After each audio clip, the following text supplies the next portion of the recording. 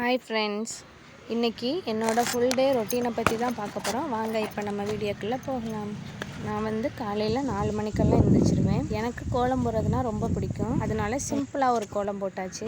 இன்றைக்கி எங்கள் லைஃப்பில் ரொம்பவே ஒரு முக்கியமான நாள் தான். ஏன்னா இன்றைக்கி எங்களோட பையன் முதல்ல ஸ்கூலுக்கு போக போகிறான். நம்ம தோட்டத்தில் இன்றைக்கி நிறைய மல்லிகைப்பூ பூத்துருக்கு. வாங்க ஃப்ரெண்ட்ஸ், இப்போ நான் அந்த மல்லிகைப்பூவை உங்களுக்கு வீடியோவில் காமிக்கிறேன். எவ்வளோ அழகாக பூத்துருக்குல்ல.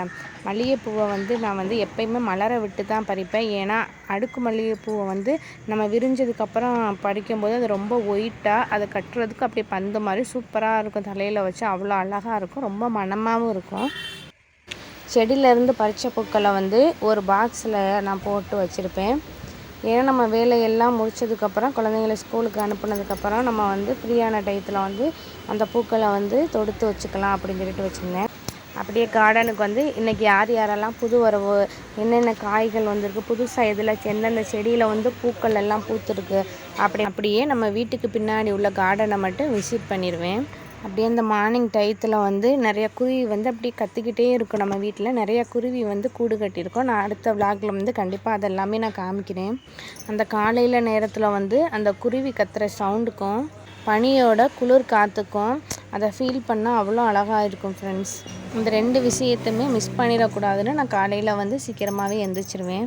நம்மளோட மகி குட்டியுமே இன்றைக்கி காலையில் சீக்கிரமாகவே எழுந்திரிச்சிட்டான். மகியோட கொஞ்சம் நேரம் விளாண்டுட்டு ஸ்பீச் தெரப்பி கொஞ்சம் நேரம் எடுப்பேன்.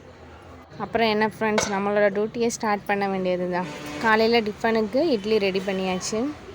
மத்தியானம் லஞ்சுக்கு சாதமும் சாம்பாரும் அது தொட்டுக்கிற அப்பளம் பொரித்து குழந்தைங்களுக்கு கொடுத்து விட்டாச்சு. சாதம் மட்டும் மார்னிங் நல்லா விடிஞ்சதுக்கப்புறம் தான் நான் சாதம் வடிப்பேன்.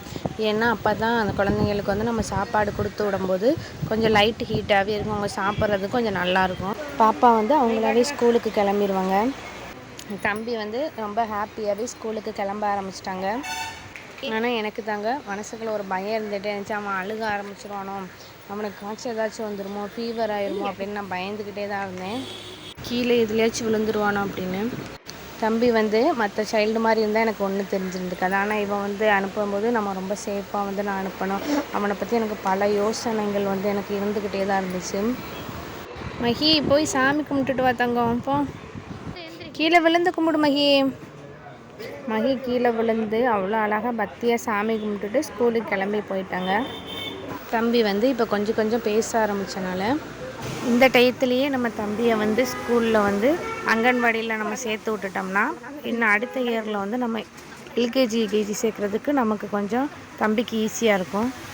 மகியை பால்வாடிக்கு நான் கூட்டிகிட்டு போயிருந்தேன். அவன் நாங்கள் தான் ஃபஸ்ட்டாகவே வந்திருந்தோம். இங்கே அந்த பால்வாடிக்கெலாம் நாங்கள் என்ட்ரு ஆனதுமே தம்பி ரொம்ப ஹாப்பியாக அங்கே உள்ள எல்லா திங்ஸ்லேயுமே நல்லா விளையாட ஆரம்பிச்சிட்டான். அங்கே உள்ள டீச்சர்ஸோடுமே நல்லா அஃபெக்ஷனேட்டாக ரொம்ப நல்லாவே பழகுனான். நல்லா போகும்போது கொஞ்சம் அழுக ஆரம்பிச்சிட்டான். இது வரைக்கும் அவனை நான் கையிலேயே காலையிலேருந்து நைட்டு வரைக்கும் பக்கத்துலேயே வச்சுருப்பேன். இப்போ அவன் அழுகும்போது எனக்கு கொஞ்சம் கஷ்டமாக தான் இருந்துச்சு. தம்பியை ஸ்கூலில் விட்டுட்டு நானுமே கடைக்கு கிளம்பி வந்துட்டேன். கடைக்கு தேவையான சில திங்ஸ் ஆர்டர் போட்டிருந்தோம். அது எல்லாமே கரெக்டாக ரிசீவ் ஆகிருந்துச்சு. ஆர்டர் போட்ட திங்ஸ் எல்லாம் கரெக்டாக வந்திருக்கான்னு செக் பண்ணிக்கிட்டு அதெல்லாம் எடுத்து வைக்கவே இன்றைக்கி நேரம் சரியாக இருந்துச்சு எனக்கு. தம்பி இப்போ ஸ்கூலுக்கு போயிட்டு வந்துட்டாங்க. வீட்டுக்கு போய் சாப்பாடு கொடுத்துட்டு நான் ஈவினிங் கடைக்கு கூட்டிகிட்டு வந்துட்டேன். எப்பயும் போலயே அங்கே உள்ள ஃபிட்டிங் ஜாமான் திங்ஸ் எடுத்து அவன் எப்பயும் போலயே விளையாட ஆரம்பிச்சிட்டான்.